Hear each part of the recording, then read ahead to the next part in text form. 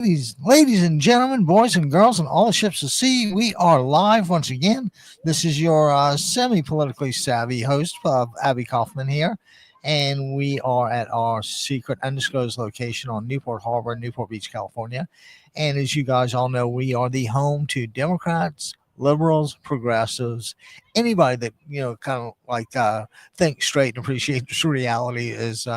And has a D, hopefully after their name, is more than welcome here.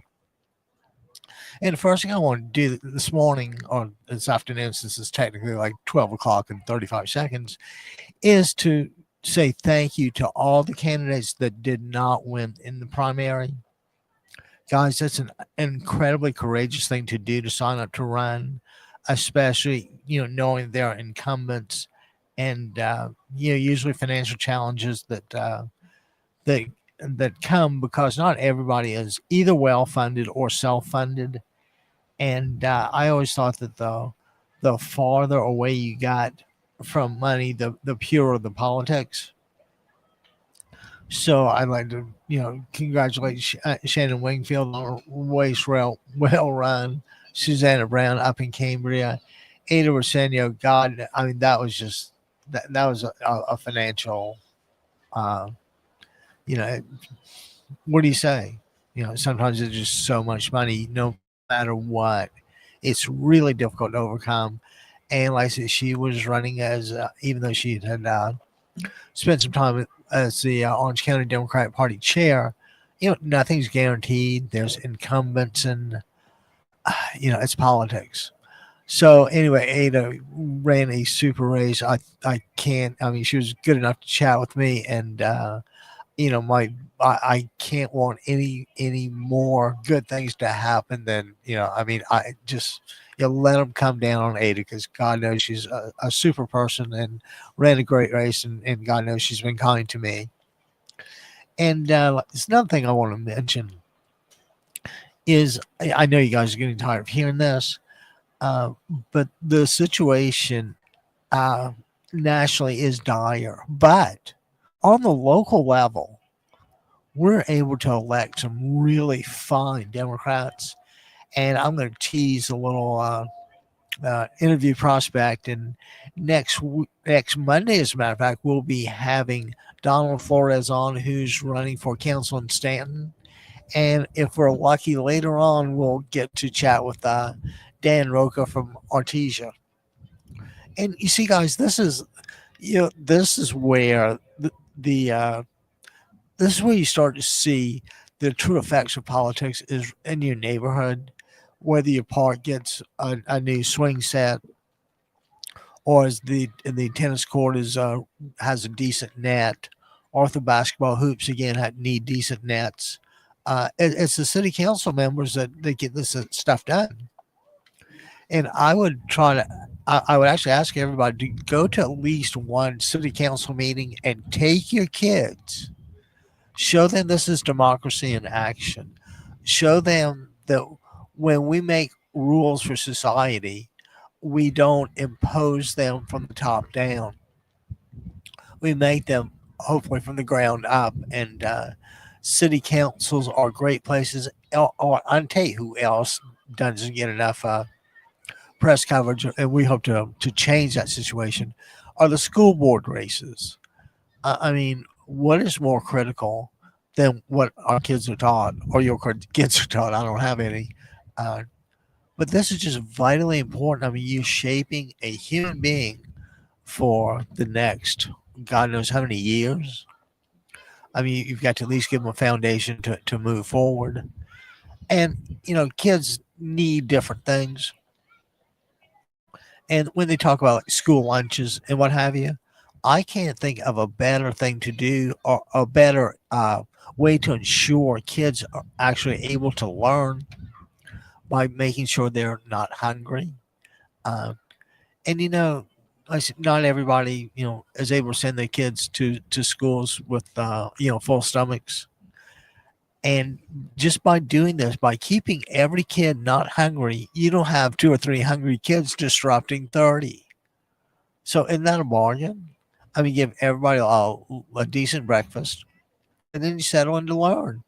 And you or I might read a book or cruise the net or something, but having a little something in your stomach is really important. And when you're 6, 7, 8 years old, it's just vital. Uh, so anyway, and of course, there's upper income neighborhoods and lower income neighborhoods, and but you want everyone to have a decent opportunity and a fair shot, at least as fair a shot as we can give them. And if we want them to learn and to take jobs and to be leaders in the next generation, we have to teach them and show them. It's not osmosis. I mean, they just don't, kind of get it. If you hang out around it, you might get it, but you might get like the wrong version depending on who you hang around with. And, this whole notion of self government was, not really popular before the United States came along. And, you know, think about the courage that it took for these guys to hold muskets and guns that shoot or shot little round things of metal, maybe a little more than a golf ball. And you probably had to be within a couple of feet. And just to show you how little things had changed in that 1776 to 1860 period, I went to tour the Vicksburg battlefield, and the Confederate forces and the Northern and the Union forces were, I swear, 3 feet away. I mean, I can't imagine the savagery and the blood that was spilled on that thing. So, and I mention that because people lived and died so we could govern ourselves. People lived and died in wars, in countless wars. I mean, just between the Revolutionary War, the war that's 1776, uh, and the War of 1812, the Civil War, the French and Indian War. I mean, World War One, World War Two, Korea, like Vietnam. There's always conflicts. But the United States has always managed to stand for something, for some sort of basic equality, not in the French way, but just as a kind of a different way. Because don't forget, North America is, we're kind of on an island in the middle of nowhere. We've got a big ocean between us and in the UK and Europe, and we got a pretty big one on the other side between us and Hawaii. So it's really hard to get invaded, which is why the Japanese attack on Pearl Harbor was so devastating. It just, you just never thought that would ever happen. Even though I believe there's probably some evidence to support the conclusion that somebody had some knowledge, but be that as it may, you have to play the hand you dealt. And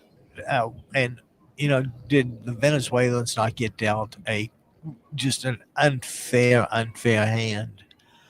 In the good old days, the U.S. would be the first one there with rescue medical ships, just whatever we could do. And now you've got someone who's just indifferent to life or death. And I would make the argument that his personality type is such that he actually enjoys watching people suffer, enjoys tormenting people. And it's funny I went there uh, because there was I guess an opinion section in yesterday's New York Times, and I apologize for missing yesterday, but I had a just a crucial meeting, and I just could not miss it. And anyway, I apologize, but we're back now. So yesterday, in the Times, Michelle Cottle's opinion is titled "President Narcissus and the Fetid Reflecting Pool," and what and the moral of the story is it's your if you're one of Trump's allies, then you probably get rich. If you're the general public, you get shafted. And it was an old country music song. She got the elevator, I got the shaft. Some divorce country music song. Those guys are poets, aren't they? She got the elevator, and I got the shaft, and kind of says it all.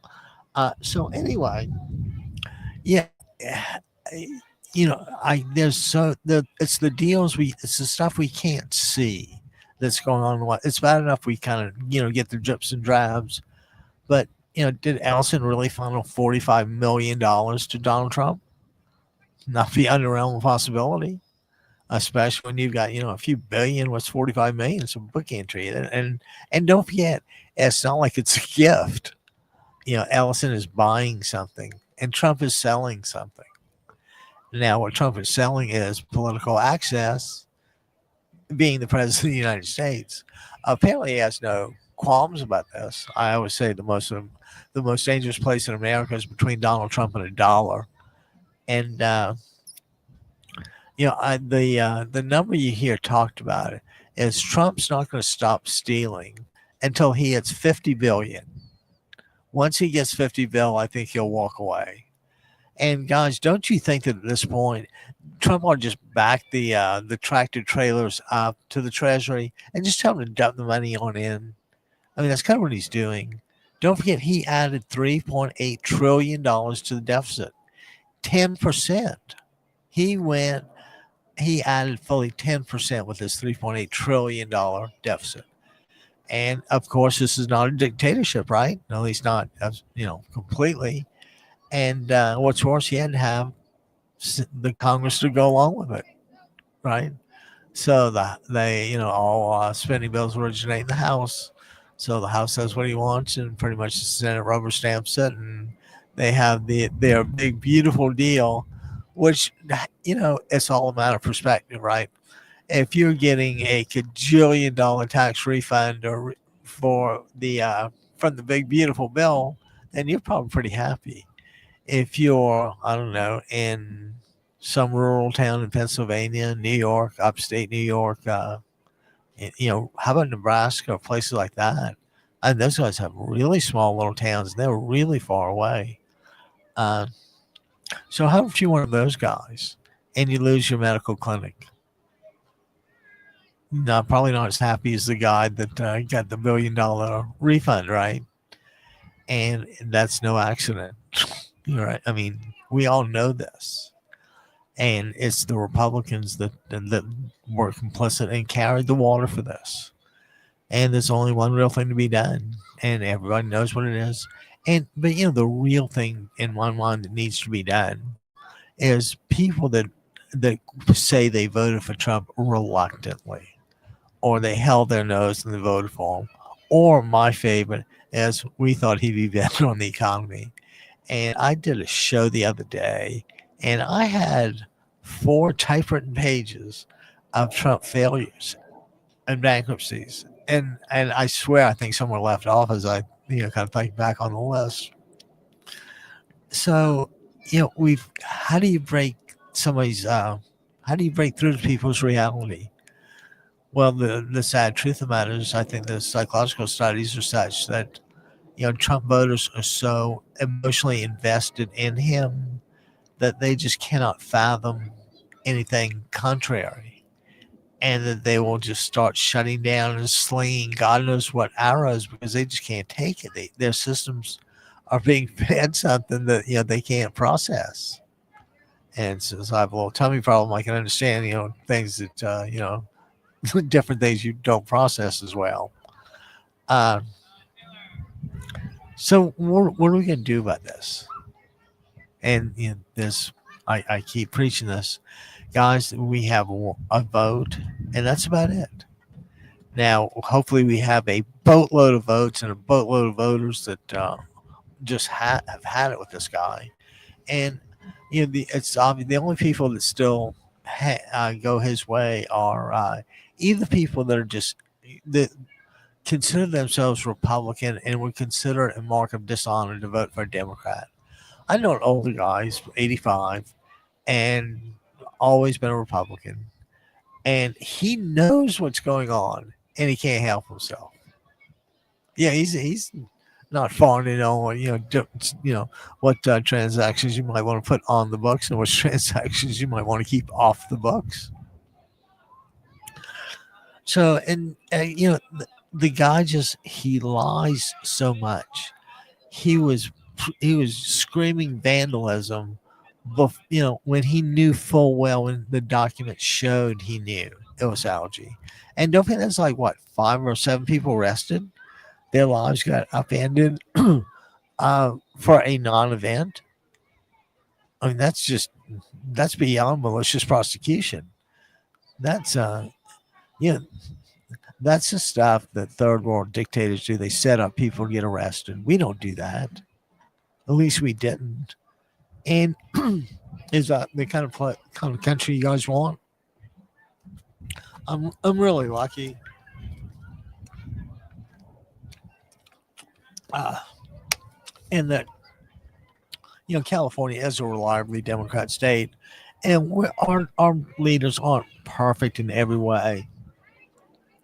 I mean, God knows there's a thing or two I would have done differently than Gavin Newsom. I wish he did do or didn't do.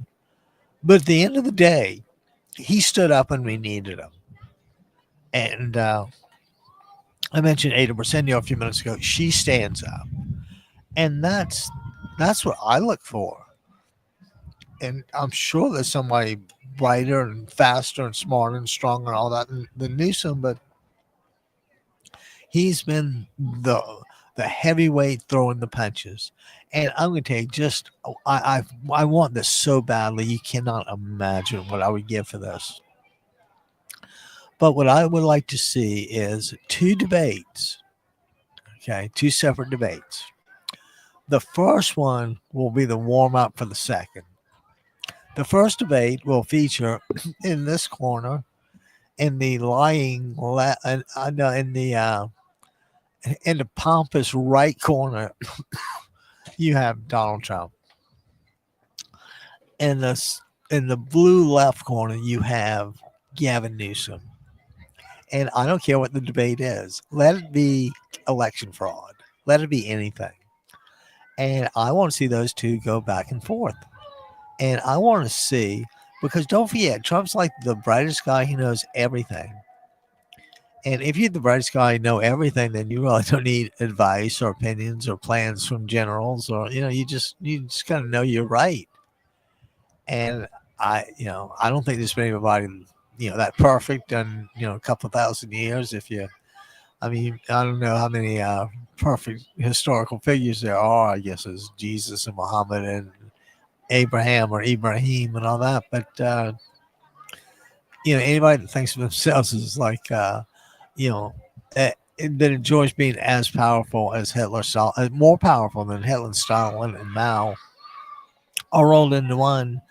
Well, he's kind of camping out at 1600 Pennsylvania Avenue. And we do know that he's camping out. He's, of course, got to go one way or the other. But, what if? What if he doesn't go? Well, I'm sure you send the federal guards in, but, that's, that's not a very good optic, and he only does stuff when he's backed against the wall and absolutely has to. So with that in mind, I tell you, if that was the warm up, if Gavin Newsom and Donald Trump was the warm up, I would wait. You'd have to give Trump like a week or two to recover, because I'm sure Gavin would just pound 11 daylights out of him verbally. That is. But then what the main? Oh, you know what? This is the stuff that ought to be in a cage match at the White House lawn. Yeah, instead of the UFC. Let's put that thing back up, the claw, whatever it is. Let's put it back up, and let's rig it for a debate. And we can have like gladiators. We can have like, people yelling from the stands and throwing stuff. And oh no, wouldn't that be cool? So anyway, you got Gavin Newsom for the preliminary, and then you wait 2 weeks, and the build-up will be tremendous, because this is going to be Donald Trump versus his favorite tenant, Barack Hussein Obama. Now, I kind of recall Obama and Mitt Romney's debate, and my best recollection is that it wasn't a fair fight. What Obama did to Romney just made him look like he was not very intelligent. And, maybe that's the case. Maybe that was just him on that night. I don't know. But you do have to kind of admire that, don't you? The guy who knows everything about everything, and he gets a chance to prove it in front of national TV on a topic of his choosing. Oh, God. The only thing that might be just a little bit better will be if you had two really great law schools and uh, maybe like I don't know, Stanford and Berkeley, something like that. And I'm not even going to do the SC UCLA thing, but let's think about Berkeley and Stanford.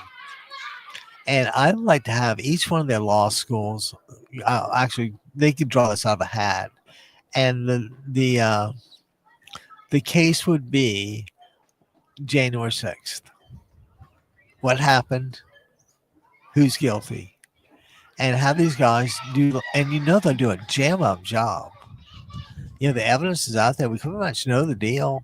We just want to see it litigated point by point so the public can see that it's just another one of you get tired saying another one of his lies. I don't. I'm sure he's got some feral understanding of what he's doing. I don't think he understands the deep psychological implications, but I think he kind of knows or is really sensitive to repetition, and that's how he goes about creating his reality. He mows people over, and sooner or later, those that run people over eventually hit a roadblock. But this is not going to be your normal unmanned roadblock. To stop this guy, we need just massive voter turnout. And, I don't know when the next No Kings thing is.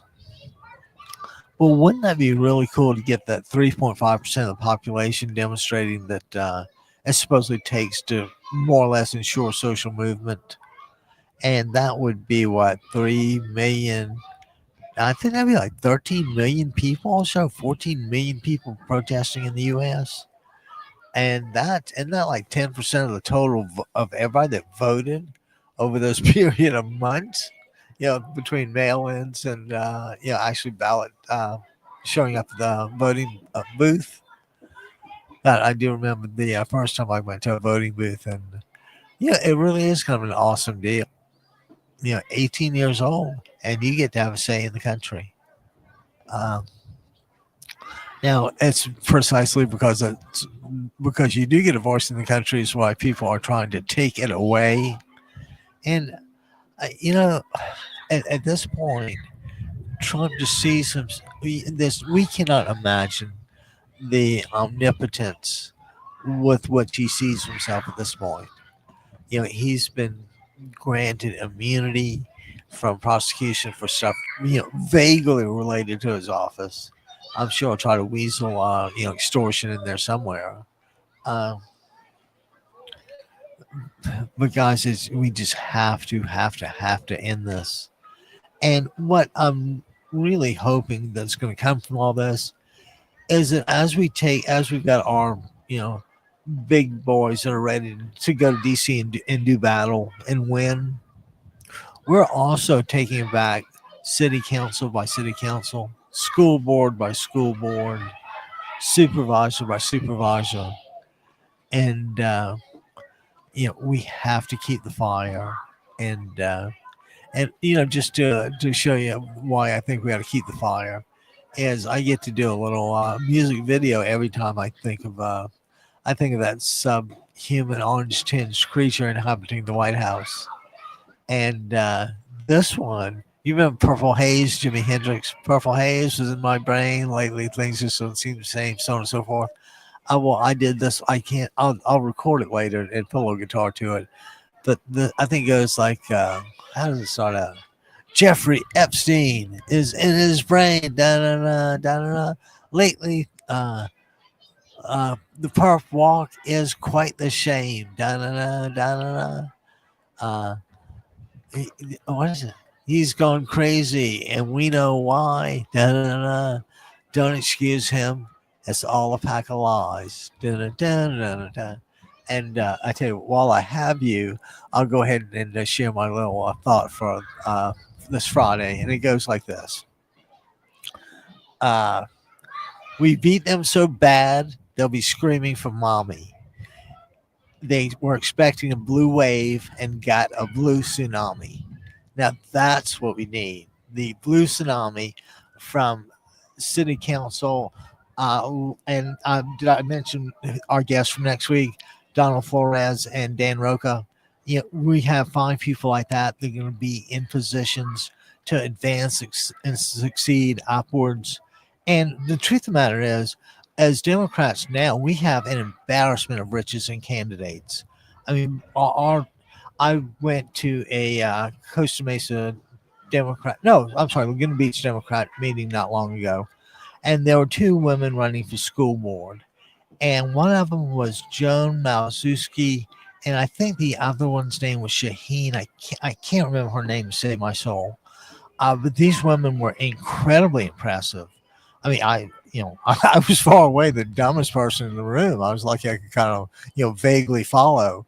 Uh, but in Costa Mesa, you have Kelly Brown and Kara Stewart, and Kelly has been at UCI and done really complicated and sophisticated economic planning and projections. And I mean, it's great. I mean, it's sad because not everybody can go right into the general election, but we've got so many great candidates, and they will be. If we elect them now, they'll stay with us, and we'll be even better positioned for the future. But anyway, I just wanted to get that little thing about President Narcissus and the fetid reflecting pool to just kind of remind everybody that, in a nutshell, if you're an ally of the prez, you get rich. And if you're public, you get shafted. And I said, just like that old country music song, she got the elevator and I got the shaft. Well, you know, trust me, we have been shafted. And so let's move on to today. And Michelle Goldberg, also in the New York Times, had another opinion section that I really liked, and it was entitled "Democrats are done with caution." We're starting. You notice we're starting to embrace Democrat socialists, and and of course, when somebody claims to run as a Democratic socialist, what do the Republicans do? The commies are coming. The commies are coming, and you know they're much better at instilling fear because they cannot do anything progressive. I've yet to see, and whenever they harken back to their hero Ronald Reagan, I have to have a little chat with them, of course, because they may not remember that Ronald Reagan emptied the mental institutions when he ended involuntary incarceration like that. So when you close the mental institutions, where do the mental patients go? The street, right? Well, fortunately, we had a government program called Section 8, which is a subsidized rental housing. And would you believe that just about the same time the mental institutions are emptied and these people who desperately need help and need care are thrown out the streets, and Reagan sees fit to cut the Section 8 housing. So not only does he throw these people on the street, but he takes away the housing. That's the great communicator, the great Ronald Reagan. See, these are all the things that are conveniently overlooked when they assume the mantle of running as a Christian, and the notion that the States was founded as a white Christian nation. And please, guys, please believe me, the U.S. was founded for religious freedom and other freedoms like freedom of speech. Get tired of having the king have to pre-approve whatever you're going to put in your old Gutenberg printing press back then. Uh, but this is all about religious freedom. You remember Henry VIII and wanting the divorce, not getting the divorce, and the Archbishop of Canterbury and all the stuff. Well, a lot of people just didn't want to worship in the Anglican Church, and that's why they protested, which is why they became Protestants. So yeah, all these people just wanted to do was kind of pray to their particular God, and it's not unlike refugees from the Middle East. And I was on a little spiritual journey a while back, and I went to the Sikh Gurdwara temple for a bit, and I went to the local mosque. I went to the Buddhist temple, and I think I went to one other. I forgot what it was. Uh, but I'm going to tell you, that's all they want. I mean, the mosque, those guys might have been a little strict, but they were extremely. They were fine people that just came to worship, and this was on a Friday afternoon. And if there weren't 200 to 300 people at the mosque, which is coincidentally at the airport, um, I mean, they didn't have one, and of course, it was segregated men, women, and all that. But the imam came over and talked to me, welcomed me. Of course, I'd called first to see if I could come in. I didn't want to, trespass on anybody's, house of worship. It's, I just think it's better to ask permission. And so anyway, so between those guys and the Sikhs, God, the Sikhs were just wonderful. I mean, I fail to understand why a certain white Christian believer has the exclusive right to believe, and the Sikh who reveres, and they have like 10 gurus, I think. And guru doesn't mean genius or know-it-all. Guru just means a revered figure, and the Sikh holy book is the Guru Nanak or something like that. And it just, it's for all of us guys. And when something's being taken away, there's usually two choices: like it or lump it. And or let's put it better yet, take it or fight it. And like I said, it starts at the very basic level. So guys, let's get out. Let's join our local Democratic club. If you're up to it, a little Saturday afternoon walk and canvassing, everything helps. But anyway, let me kind of get back to Michelle Goldberg and the Democrats being done with caution. There's obviously Democrats that don't like Mamdani, and I understand your position. I don't. The truth of the matter is that a lot of times people are so oppressed and put upon that they do pick an out of the box or out of the ordinary candidate or solution. And at the end of the day, we've pretty much all got to get along here. We don't want all conflicts in the streets, certainly between the religious groups. And did you guys hear about the Muslim that went to the Texas Republican meeting? He was a conservative Muslim in Texas. Goes to a Republican meeting, and they tell him not only leave the meeting, not only leave the Texas, but get out of the country. And you're like, God, that's just not America. And when people say it is America, it's an America that is put forth by an ignorant person who chooses to conveniently ignore facts and history. So we were, Pennsylvania, William Penn, the city of brotherly love, Philadelphia. I mean, the Quakers, and we always had a reputation as being a religious haven. Now I know again you got religious havens and you got religious havens, and that's why a synagogue would be revered in New York City and burned to the ground in Jackson, Mississippi, or predominantly in the South. And I don't know if I've mentioned this before, but a lot of these inane religious beliefs came about because of the lack of an educated clergy, a consistently educated clergy. And way back when the colonies were formed, and people were free to kind of come and go and consider the degree you could in the colonies. Uh, but how about Thanksgiving? Wasn't that like a meeting of cultures?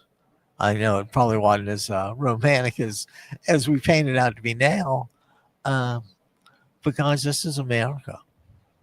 And I said when we come down to voting, particularly at the city council level, we are determining our future. And not a whole lot of people have this right, and it astounds me that so few people exercise it, especially now that you can mail in your vote. I can kind of see some an elderly person not wanting to stand in the sun in Miami in November. Uh, But guys, this is the deal. And why is it that the U.S. is always, nowadays we used to want to help people have democracies, and now we don't. We just don't. And you know what? There's one other thing. Oh, and just to kind of round out the times, there's one thing. Uh, Inflation problems are nowhere near over, and got that from the uh, business section because I always want to see what's on the next page from the opinion section, and it's usually that, and you know. So anyway, there's more good news coming. And lastly, the Financial Times. You guys know how much I like the Financial Times, and this almost was pathetic. What was it exactly? Trump's Iran agreement is better than constant war, ongoing war. And how do you even discuss something like that without going to credibility? I don't. I've told you before. I've traced the word. I think its origin was credibilis or something, and what it meant was worthy of being believed. And I'm and I'll tell you what. I'll give you a quick example of this. Georgia Maloney from Italy, and and Trump, and Trump says she begged me for a photo. God, she was going down how she begged me. She begged me. I felt sorry for her. Okay. So you got that assertion. And what does Georgia Maloney say? That's a lie. I didn't say that. I don't beg, and Italy never begs. Okay, so those are the two positions. So what do? You get a neutral judge in there. And the neutral judge says, Mr. Trump, did you say this? And he says, yes, sir. Or, yeah, whatever he says. And, oh no, he's going to say he didn't. Well, he says, yeah, he said it because it's Trump. He's going to say he said it. And she's going to say, well, you see, he's guilty. He said it. And that's, like I say, that's the one case. Let's say Trump is having a sane moment. And he says, no, I never said that. And Maloney says, yes, you did. No, I didn't. Yes, I did. So you get the neutral judge in there, and the judge kind of looks over the situation, looks over the people, and they of course are asked to swear on the Bible that you can buy for $60 from Trump that has a copy of the Constitution, and he actually I think he made $300,000 selling those things. A Trump Bible. How hypocritical is that? Oh. I'm sorry, I can't. That just astounds me. So anyway, you get these people swearing that they're telling the truth. So the judge got to make a decision, right? Who's telling the truth, Trump or Italian Premier Georgia Maloney? As did Trump really say she begged me, and did Maloney really say, yeah, I didn't say that? And so the judge comes down on credibility. Who is worthy of being believed? And based on the facts, circumstances, and demeanor, he'll probably say that Georgia Maloney is more likely to be telling the truth. So that's what the world sees. The world sees this just ignorant, profoundly disgusting human being altering the world, and regrettably, we're not equipped to deal with this. We might have had bad presidents, but I don't think we've ever had just destructive presidents that will take Russia's word over our intelligence agencies. Uh, a kind of president that will try to shake down the Treasury for $2 billion for people that broke into the Capitol and killed cops. Uh, Guys, it's just right there, and we cannot let this go. And so, and isn't the key to everything organization? And like I say, I hate asking people to spend their money. But if you can all join your local Democrat club, please do. Some of them are as little as $10 or $20, and then that will, and you'll be surprised at the change when you start working with a group to for a bigger cause. And right now, what bigger cause is there than getting rid of this idiot who's proud to be associated with Mao, Stalin, Hitler, and Genghis Khan, and every infamous, bloodthirsty warlord around? And I'm going to tell you, it would not surprise me the least if Putin decides to use a nuclear weapon in Ukraine. I have no idea what Trump would do. Probably nothing. Uh, but he's a menace, which is just all the more reason the primary in June was crucial. June 2. It's not been that long ago, but a little break did me good. Uh, and let's see. Yeah, just out of curiosity, I can't. I really hope there's an address to the nation about Iran. Otherwise, you just uh, we're left to not see an attempt at an attempt to rewrite history in a decent light. I mean, like I said, the fact of the matter is, we lost. Is that not amazing? Iran beat us in a war, and it wasn't even close. I mean, and they did it with a minuscule budget, a budget that had been, or an economy that had been just under sanctions since at least Barack Obama.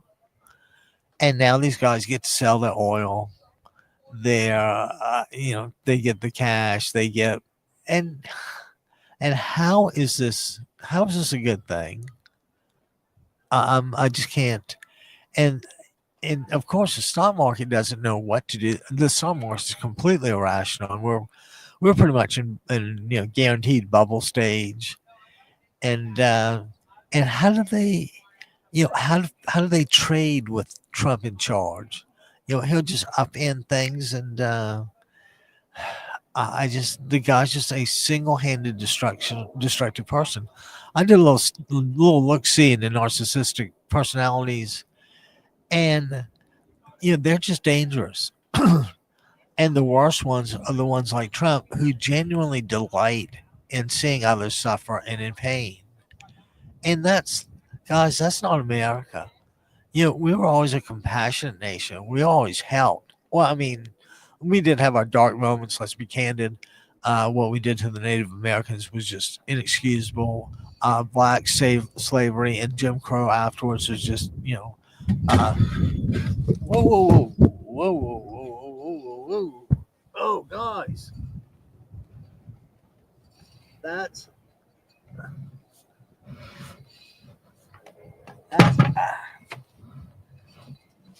hang on.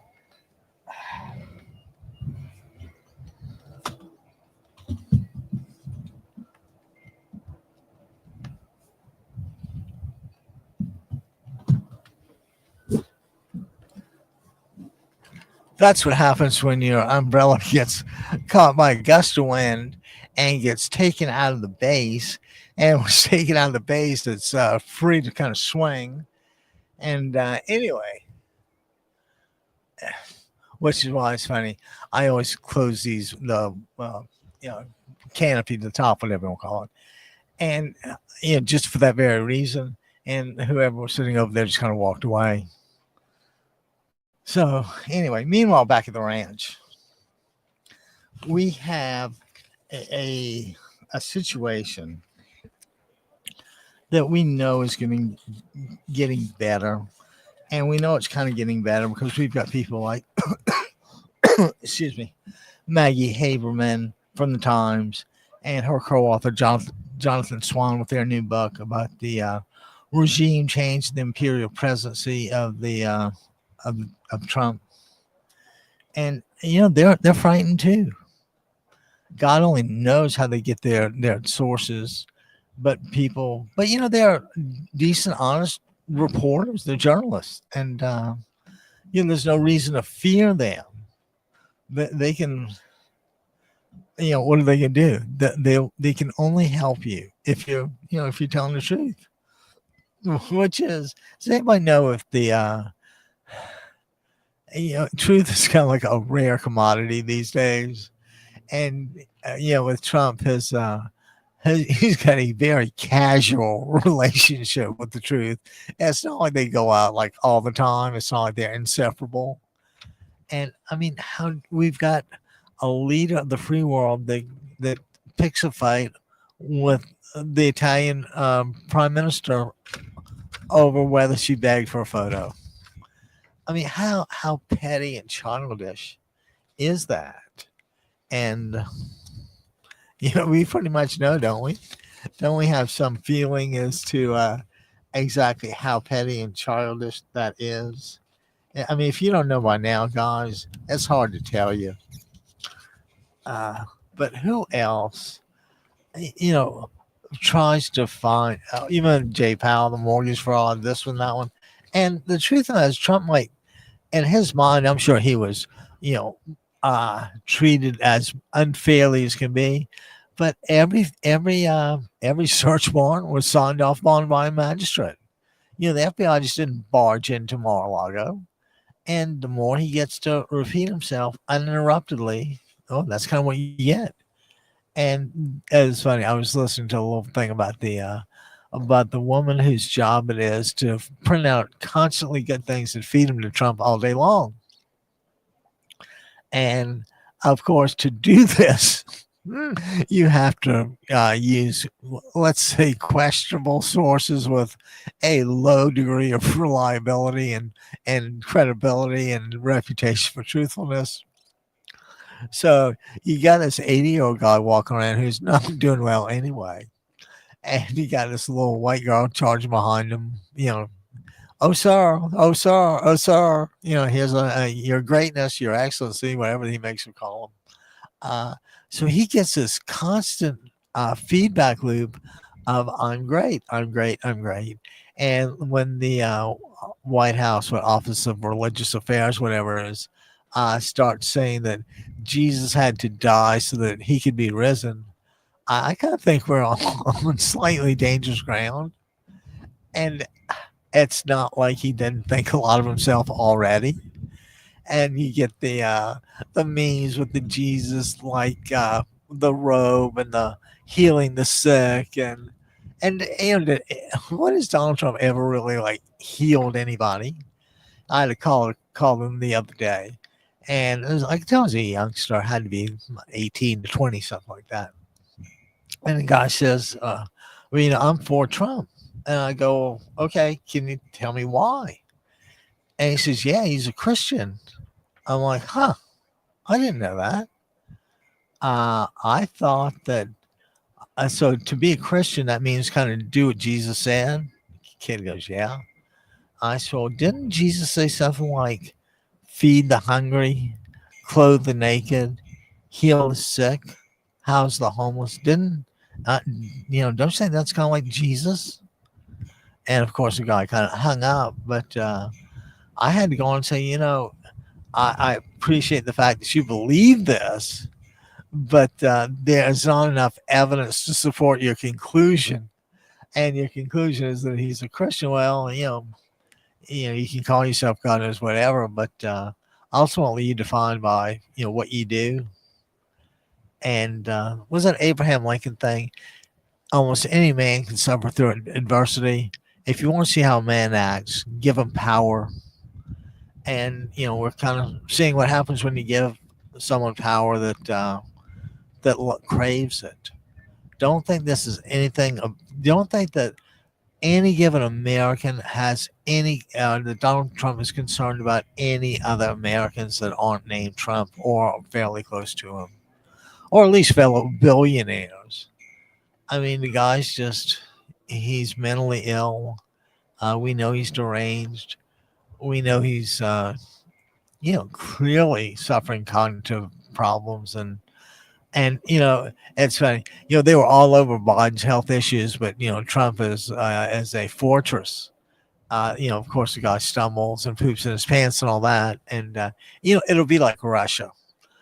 When Russia says, when Khrushchev says such and such has a cold, that means they've been dead for 2 weeks. Okay, that's what we're going to know. We're going to know Trump has a cold, or maybe has a case of the sniffles. And like I say, that's code for, get Vance ready. How horrible would that be? Uh, I said that, and guys, that's why I chat every day about and putting Democrats in the best light possible. Because guys, there's no, it's like a two-person race. You either win it or you lose it. There's no, there is no second place. Think about that. There is no second place. What we get, we get. I just can't imagine what we would have been like with Kamala Harris pursuing in some way Biden's green agenda. There's a new Starbucks EV charging station, and it's like a decent little inside Starbucks, kind of small actually, but they must have, I don't know, 10 or 15 chargers. And I thought, that's, if you want people to use electric cars and not pollute, which is a good thing, then you need to have the infrastructure. Ideally, it'd be some government funding, however it takes. But, coal is, clean coal and king coal. Trump is just, he sells everybody out at the first opportunity. And don't get what this Iran deal is. Who did he sell out? He sold Israel out. He sold Qatar. He sold UAE. He sold Saudi Arabia. He sold everybody. And by running away from Iran and leaving those guys open to Iranian attacks, after going there promising, don't forget the Iranian protests before the war, where they were just massacring thousands of people. And what do we say? Or what does Trump say? It's hard to say we. And what does Trump say? He says, well, help is on the way. Now is the moment. Yeah, well, you can see how sincere he was. So, guys, I'm going to tell you something. I'm going to need to cut this a little short today. I've got a luncheon engagement with a friend of mine that I've been looking forward to for a while. And it's Friday. Can you believe it's Friday? I'm so happy it's Friday. But anyway, for the week, I've got to say thank you to Ada Bersenio. I can't thank you enough. Thanks to Donald Flores for agreeing to come on Monday, and Dan Roca. I tried to get with earlier, but I'm fairly confident we'll. God knows I'll work around the schedule, but I'm pretty sure we can get him on to chat with us. And you can't. This is Artesia, Stanton. The places you may not know about if you don't live in California, and you may not hear about. But these places are all fairly socially progressive these days. And the truth of the matter is, they've seen what happens with Republicans in office. I mean, it wasn't that long ago, or maybe it was. You had Pete Wilson saying, well, we're not going to educate people who aren't citizens' kids. And my thought was, how stupid is that? I mean, why would you raise any, how does an ignorant person help anybody? Of course, Pete's political career kind of went down after that. But it's the same deal all over again with Trump. The refugees shouldn't get this or shouldn't get that. Well, how did you, this is just insane. That's not who we are. So, guys, it's Friday. I'm going to go reclaim who I am, and that just might mean an adult beverage with my my Luncharoo. And I want to wish everybody a super good weekend. Get ready for the 4th. It'll be here really quickly, and next weekend. And guys, the same deal. Don't like lose an arm or blow anything off, and no DUIs. That's that's just That's just absurd. You kind of know the deal. You know the cops are out. Just, be really careful. Okay, so guys, and I kind of I do this so much, but it's every day's a novelty. And what do we always say about this time? We thank the kids, we wake the kids, we phone the neighbors, we thank everybody for listening and watching and chatting with me. And guys, what we always say about this time? Roger Wilco over and out.